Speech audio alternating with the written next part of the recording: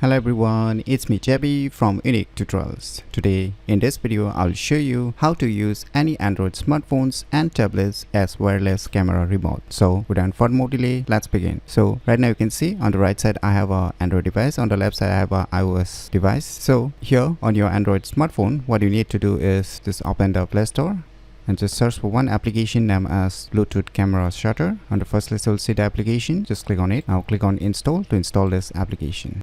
So once the installation is done, just click on open. Now click on allow again. Now it's asking to enable the Bluetooth, so just click on this, click on enable, click on allow.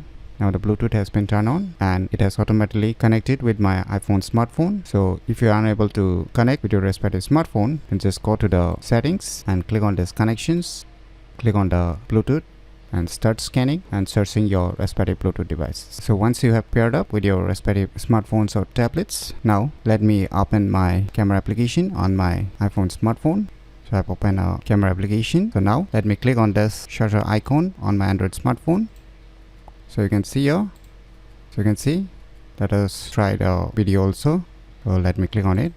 Now you can see it's recording the video also. Let me stop the video recording. So you can see it's working perfectly. So by using this application named as Bluetooth Camera Shutter, you can easily use any Android smartphones and tablets as wireless camera remote very easily. So if you never known about this cool application, then you should definitely give it a try. So if you find this video tutorial useful, please click on the thumbs like button, and if you're new to our channel, click on the subscribe button, and lastly, thanks for watching.